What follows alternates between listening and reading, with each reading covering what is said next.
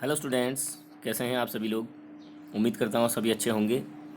और आज मैं लेकर आया हूँ आपके बीच में क्लास नाइन्थ इंग्लिश का फोर्थ वीक की वर्कशीट एक्टिविटी नंबर 5, 6 और 7। इस वर्कशीट की एक्टिविटी 1 से 4 तक मैंने पहले पिछले वीडियो में कवर किया था और वो आपने देख लिया होगा। आज हम शुरू करेंगे एक्टिविटी नंबर 5, 6 और 7 से। वीडियो शुरू करने से पहले आप सभी से एक रिक्वेस्ट करना चाहूँगा कि जो भी ये वीडियो बन रही हैं आपके तक पहुँच रही हैं, इसको आगे और बच्चों तक भी भेजें, शेयर करें, पसंद आए तो लाइक करें और कमेंट करके बताएं। साथ में जिन्होंने सब्सक्राइब नहीं किया है चैनल, वो लोग चैनल को सब्सक्राइब ज़रूर कर लें। और बहुत सारे बच्चे अदर सब्जेक्ट्स की वर्कशीट को भी सॉल्व करने के लिए रिक्वेस्ट कर रहे हैं। अभी पॉसिबल नहीं हो पा रहा है। अभी देखता हूँ अगर कुछ दिनों के बाद हो पाए तो मैं कोशिश कर रहा हूँ कि अन्य विषयों की वर्कशीट भी जो है आपको सॉल्व करके आपके बीच में वीडियो के माध्यम से उपलब्ध कराऊँ। दूसरी बात, आज उत्तराखंड बोर्ड का रिज़ल्ट आ गया है और हाई स्कूल और इंटर में जो भी आपके बड़े भाई बहन पढ़ रहे थे, जिनका रिज़ल्ट अवेटेड था, तो सभी लोग उम्मीद करता हूँ कि अच्छे नंबरों से पास हुए होंगे। तो आप सभी को और आपके बड़े भाई बहनों को बहुत बहुत बधाइयाँ और आगे की उनकी पढ़ाई के लिए और आगे के जीवन के लिए बहुत बहुत शुभकामनाएं। चलिए तो शुरू करते हैं आज की एक्टिविटी नंबर 5। एंटोनीम्स। एंटोनीम्स का मतलब होता है अपोजिट वर्ड्स। अपोजिट वर्ड्स जैसे आप जानते हैं, डे का नाइट, ठीक है, तो ब्लैक का वाइट, इस तरह से बहुत सारे, गुड का बैड या बैड का गुड, तो इस तरह से बहुत सारे अपोजिट वर्ड्स आपने पिछली कक्षाओं में भी पढ़े होंगे, देखे होंगे। अपोजिट बनते कैसे हैं, इसके कुछ तरीके होते हैं। वो कुछ जो इसके नियम हैं, जो इसके रूल्स हैं, वो थोड़ा बहुत यहाँ पे आपको समझाए हैं। Number 1, by changing the word, यानी कि पूरे वर्ड को ही चेंज करके। जैसे एग्जाम्पल के लिए, गुड, गुड मीन्स अच्छा, और उसका अपोजिट हो जाता है, यानी एंटोनिम होता है bad, BAD, bad, bad means बुरा। इसी तरह से डे, उसका नाइट, यानी कि पूरे यहाँ पर क्या हो रहा है, वर्ड को पूरा ही चेंज हो जा रहा है, यानी कि एंटोनिम्स जो है वो टोटली डिफरेंट वर्ड है। रिच और पुअर, इन, आउट, सिट, स्टैंड, तो ये एग्जाम्पल्स दिए हुए हैं। तो पहला तरीका तो ये है। दूसरा तरीका, by using prefixes. By using prefixes, दूसरा तरीका ये है कि प्रीफिक्स ऐड करके। प्रीफिक्स का मतलब है किसी वर्ड से पहले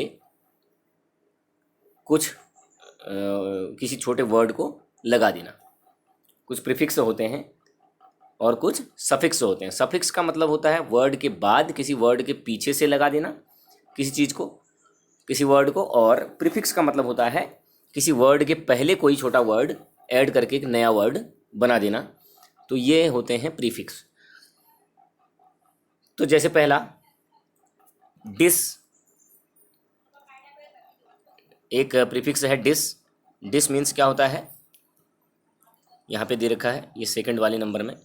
डिस का मतलब है रिवर्सर या रिमूव, यानी हटा देना किसी चीज़ को या किसी चीज़ को उल्टा कर देना, उसके मीनिंग को उल्टा कर देना।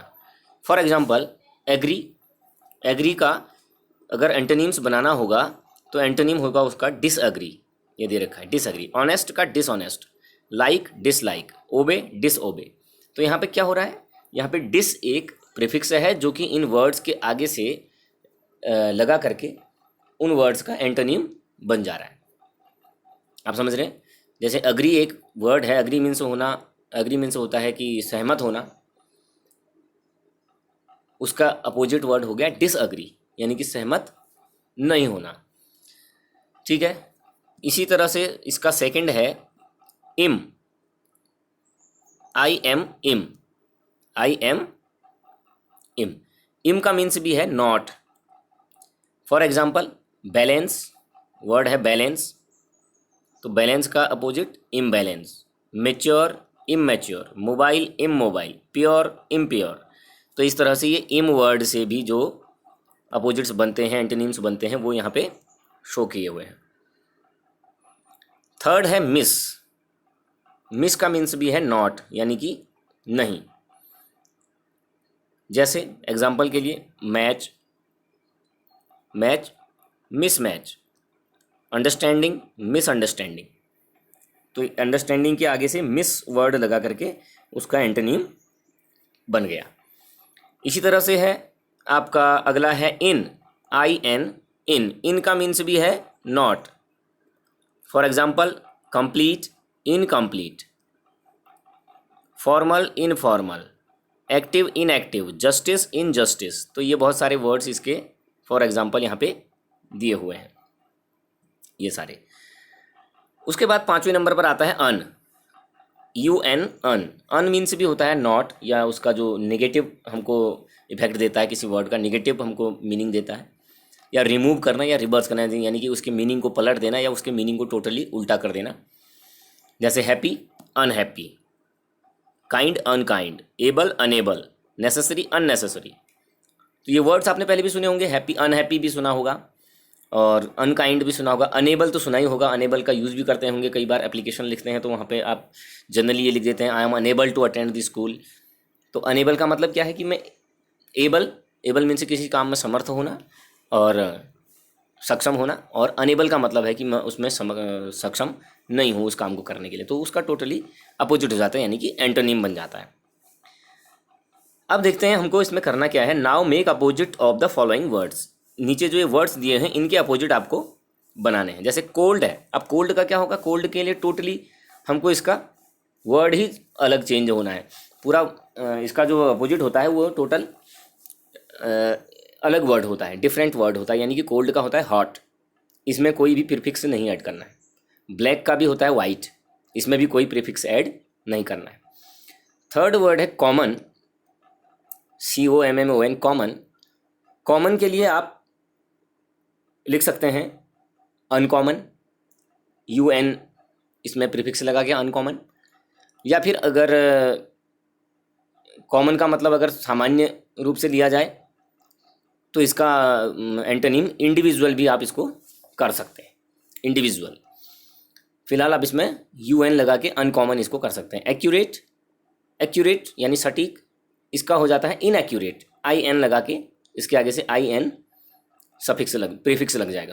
लॉन्ग, लॉन्ग का टोटली वर्ड चेंज हो जाएगा, वो होता है शॉर्ट, SHORT, शॉर्ट। इसी तरह से न्यू, न्यू का ओल्ड। अपीयर, अपीयर में डिस प्रीफिक्स लगा के डिसअपीयर। सेंसिटिव, सेंसिटिव में आपको क्या करना है, अपीयर में डिस लगा देना है, सेंसिटिव में इनसेंसिटिव, IN आपको इसमें प्रीफिक्स लगा देना है। बिहेव, बिहेव में मिसबिहेव। डार्क, तो ये डार्क वाले वर्ड का आपको टोटली अलग वर्ड जो है इसका अपोजिट होगा। डार्क के जगह पे आप लिख सकते हैं लाइट। डार्क मीन्स अंधेरा और लाइट मीन्स प्रकाश, ठीक है। करेक्ट में इनकरेक्ट, IN लगा के। ऑर्डर, डिसऑर्डर, ऑर्डर के लिए डिसऑर्डर। एबिलिटी, इनएबिलिटी, IN लगा के। लीड, अब लीड करना यानी कि नेतृत्व करना, और लीड का मतलब होता है बढ़त। लीड के दो मीनिंग हो सकते हैं, एक तो होता है नेतृत्व करना यानी कि नेतागिरी करना, किसी चीज़ का नेतृत्व करना। अब कोई अगर आगे बढ़ करके नेतृत्व कर रहा है तो उसका लीड कर रहा है तो बाकी लोग क्या करेंगे, उसको फॉलो करेंगे। तो इसका अपोजिट, इसका एंटोनिम आप फॉलो लिख सकते हैं, यानी फॉलो करना। और सेकेंडली अगर इसका मीनिंग लिया जाए कि बढ़त, लीड मीन्स बढ़त। जैसे कि आप अगर क्रिकेट देखते हो तो टेस्ट मैच वगैरह में बढ़त होती है, तो बढ़त अगर आप देखें इसका मीनिंग तो उसका आपको अपोजिट हो सकता है डेफिसिट, डेफिसिट, ठीक है। तो लीड के लिए आप इस तरह से बनाएंगे। बिलीफ, बिलीफ का हो जाता है अनबिलीफ, UN आपको इसमें प्रीफिक्स ऐड कर देना है, अनबिलीफ। रिस्पॉन्सिबल, अब रिस्पॉन्सिबल वर्ड में जो है IR लगता है।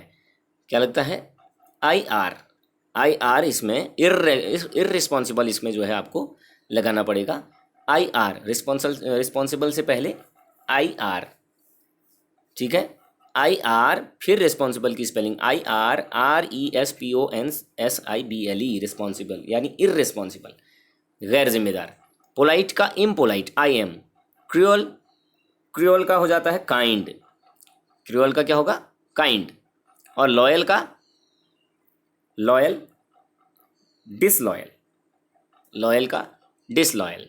अंडरस्टैंड का आप मिसअंडरस्टैंड लिख सकते हैं, ऊपर ये पहले बताया भी था, अंडरस्टैंड का मिसअंडरस्टैंड। ठीक है, इसमें आपको जो भी ये बताए हुए थे, जैसे प्रीफिक्स, प्रीफिक्स आपको 5 प्रीफिक्स बताए थे इसमें।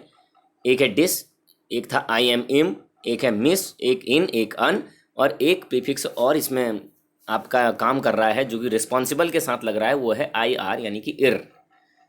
तो इर और कहाँ कहाँ पे लगता है, जैसे रिस्पॉन्सिबल, इररिस्पॉन्सिबल, रेगुलर, इररेगुलर। ठीक है, इस तरह से IR भी एक प्रीफिक्स लग के अपोजिट बनाने के काम आता है। ठीक है, समझ आ रहे होंगे।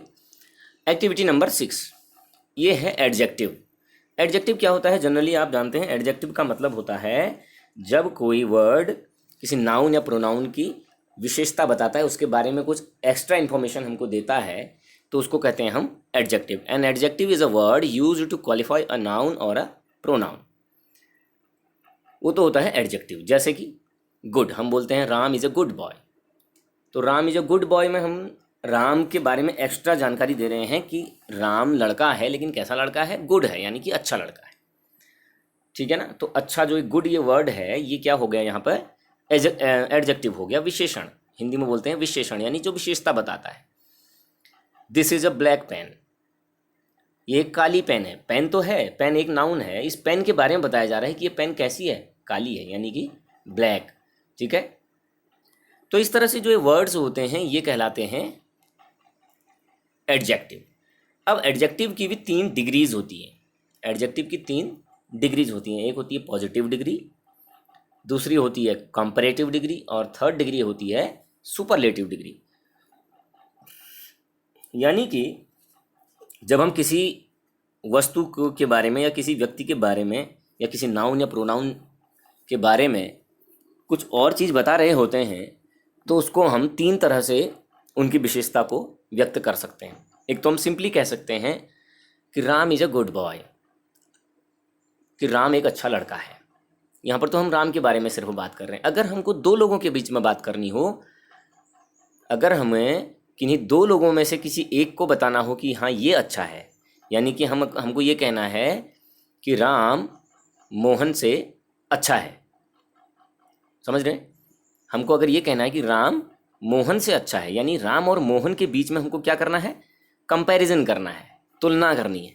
हमने तुलना करके, कंपैरिजन करके हमने देखा कि भाई कौन अच्छा है, राम अच्छा है कि मोहन अच्छा है।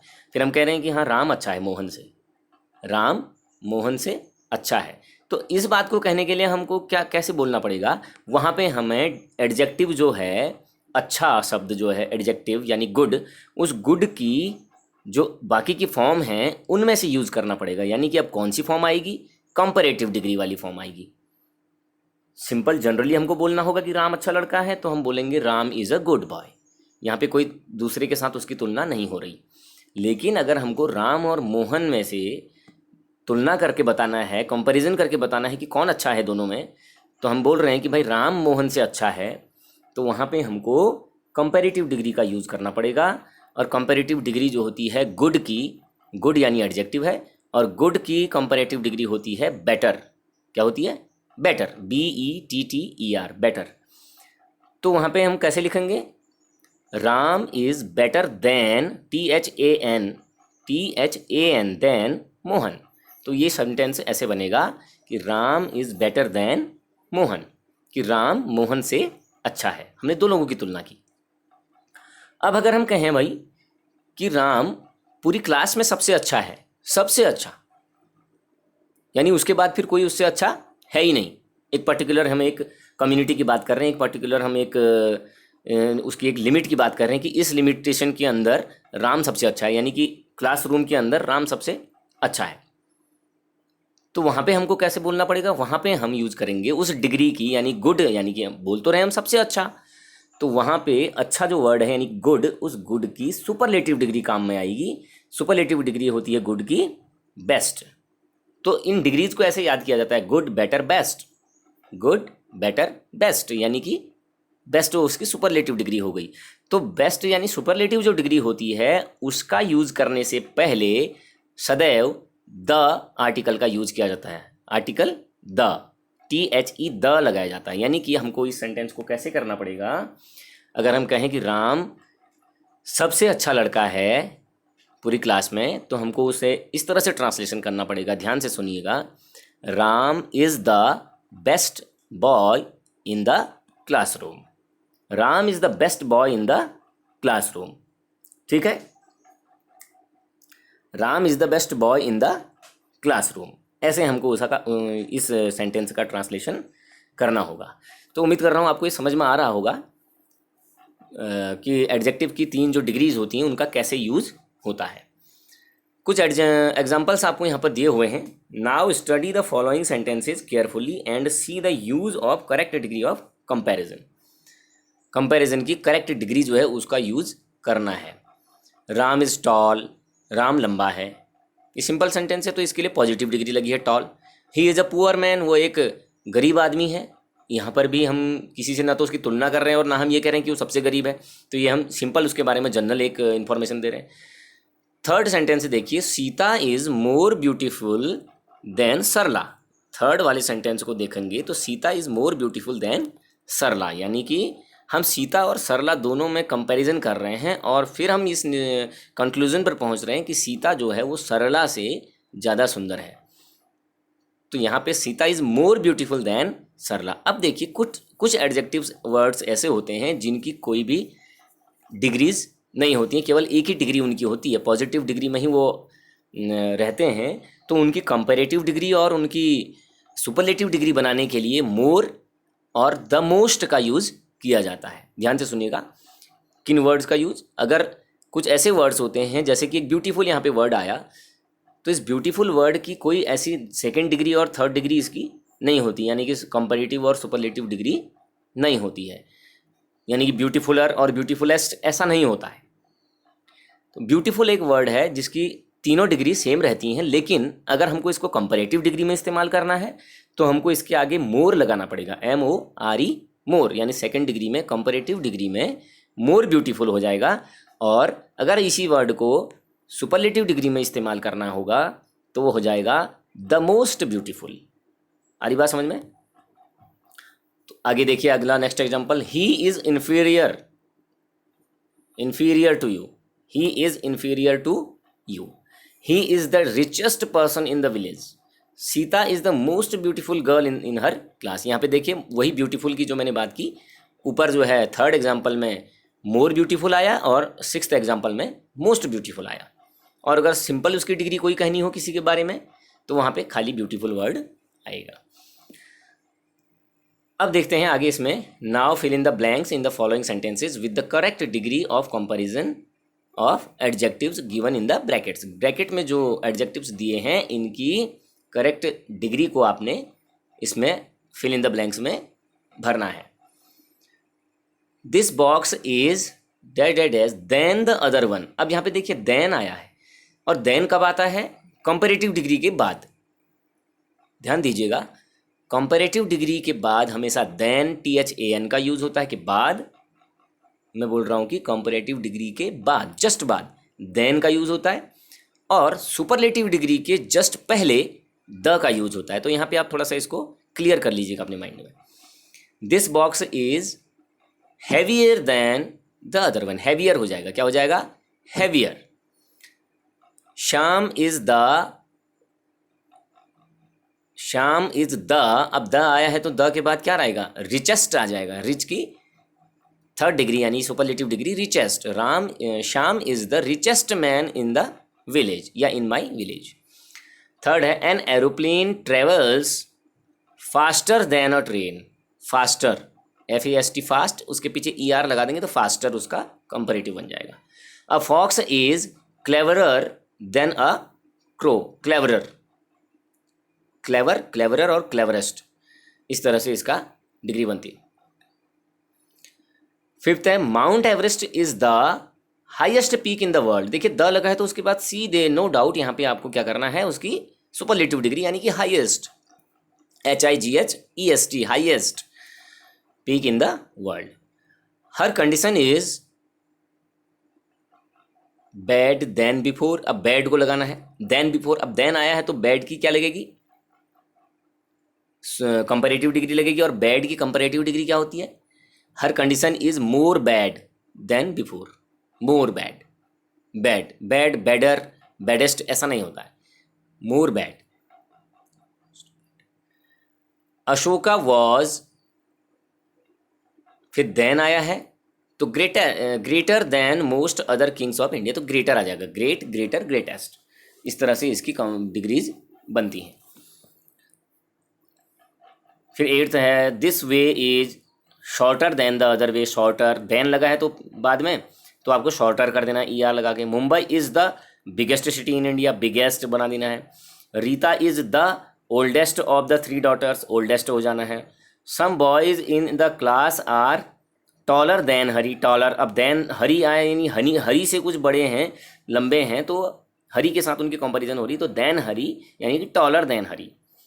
Ram is the wisest boy in his class, wisest, wise visor wisest.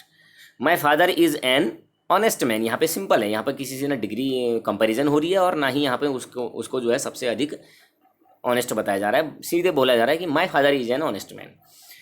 She is 14th वाला, she is dead age than you, thinner than you, thin thinner thinnest. 15 the Taj is one of the most beautiful buildings in the world. अब beautiful का क्या ब्यूटीफुलेस्ट नहीं होता है, अभी बोला था एग्जाम्पल में, देखा भी था हमने 6th में। तो 15th वाले में the most beautiful building in the world. ठीक है, अब है activity number 7। Read the following passage carefully and answer the questions that follow. Passage को पढ़ के क्वेश्चंस के आंसर देने हैं। Books are the treasures of knowledge. Reading books is the best way to spend our leisure. Books are a source of great information and delight. They enable us to develop our mind and broaden our outlook. Reading provides an intellectual feast for knowledge. It satisfies our intellectual hunger. Books cover innumerable subjects and reading them is always a pleasure. तो अब यहाँ पे number question देखिए। Question number 1, what is the treasure of knowledge? Books are the treasure of knowledge. First sentence, वहाँ इसका answer मिल जाएगा, books are the treasure of knowledge, यहाँ से यहाँ तक। What is the best way to spend our leisure? Reading books is the best way to spend our leisure. देखिए second में बिल्कुल सेम, आपको कुछ करने की जरूरत ही नहीं है, सीधे आंसर यहाँ पे तैयार बने हुए हैं। What is the source of great information and delight? Books are the source of great information and delight. देखिए थर्ड इसका सेंटेंस, बस आपको इस पैसेज से फर्स्ट सेंटेंस फर्स्ट क्वेश्चन का आंसर है, सेकंड सेंटेंस सेकंड क्वेश्चन का आंसर है, third sentence as it is third question का आंसर हो रहा है अभी तक। Question number 4, what enables us to develop our mind and broaden our outlook? They enable us. अब दे किसके लिए यूज हुआ है? देखिए यहाँ पर दे इनेबल अस नहीं लिखना है आपने, ये दे जो है एक प्रोनाउन है, ये दे किसके लिए यूज हुआ है? ये दे यूज हो रहा है यहाँ पे बुक्स के लिए, तो आप लिखेंगे books enable us to develop our mind and broaden our outlook. तो दे की जगह पर आपको लिखना तो है यहाँ से आउटलुक तक, लेकिन दे के जगह पे क्या यूज करना है? बुक्स वर्ड को यूज करना है, क्योंकि आपको एक पर्टिकुलर क्वेश्चन का आंसर देना है। आप पहले से उस बात को नहीं लिख रहे हैं, आपको वहाँ पे दे प्रोनाउन के जगह पर दे का जो नाउन है मेन, उसी को यूज करना है। Question number 5, what satisfies our intellectual hunger? What satisfied our intellectual hunger? It satisfies, देखिए यहाँ पे लिखा हुआ है it satisfied our intellectual hunger. अब ये इट भी यहाँ पे प्रोनाउन है, ये इट किसके लिए आया है? इट किसके लिए आया है, इसको जानने के लिए आपको इस सेंटेंस से पहले का सेंटेंस पढ़ना पड़ेगा, जो कि है reading provides an intellectual feast for knowledge, यानी कि रीडिंग। तो ये किसके लिए यूज हुआ है? रीडिंग के लिए।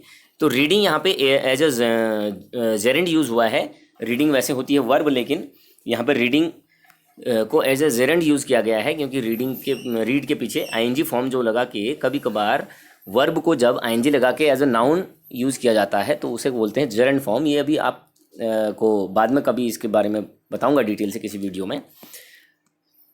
तो यहाँ पे आपको इट नहीं लिखना है, बल्कि इट के जगह पे इसके आंसर में क्या लिखना है, इट के जगह पे लिखना है आपको reading. Reading satisfies our intellectual hunger, यहाँ तक इसका आंसर लिख देना है। फिर है क्वेश्चन नंबर 6। क्वेश्चन नंबर 6 क्या कहता है, find out the opposite word of never from the passage. इस पैसेज से नेवर वर्ड का अपोजिट वर्ड आपने फाइंड आउट करना है। यानी कहता है कि opposite word of never, never means होता है कभी नहीं, नेवर मीन्स होता है कभी नहीं, तो इसका अपोजिट वर्ड आपको ढूंढना है। अब इसका अपोजिट वर्ड आपको कैसे मिलेगा, आप इसको पढ़ेंगे तो तभी आपको इसको समझ में आएगा। पूरा सेंटेंस जब पूरे पैसेज को पढ़ेंगे अच्छे से तो इसमें आपको ये चीज़ समझ में आएगी कि हम नेवर मतलब कभी नहीं, तो इसका अपोजिट वर्ड क्या हो सकता है। ठीक है, इसके वर्ड्स जो भी आए हुए हैं इनको आप एक बार चेक कर लेंगे। Find out the opposite word of never from the passage. अब पैसेज को पढ़िए। Books are the treasures of knowledge, reading books is the best way to spend our leisure, books are a source of great information and delight, they enable us to develop our mind and broaden our outlook, reading provides an intellectual feast for knowledge, it satisfies our intellectual hunger, books cover innumerable subjects and reading them is always a pleasure. अब देखिए इसका opposite कहाँ पर मिला आपको, last में। Never means होता है कभी नहीं और उसका अपोजिट होता है हमेशा, यानी कि ऑलवेज। तो इसका अपोजिट कौन हुआ, ये ऑलवेज। ऑलवेज वर्ड जो यहाँ पर आया है ये। ठीक है जी, तो उम्मीद करता हूँ आपको समझ में आया होगा और मिलता हूँ अगले वीक की एक्टिविटीज़ के साथ, अगली वर्कशीट के साथ। तब तक के लिए take care, bye, thank you.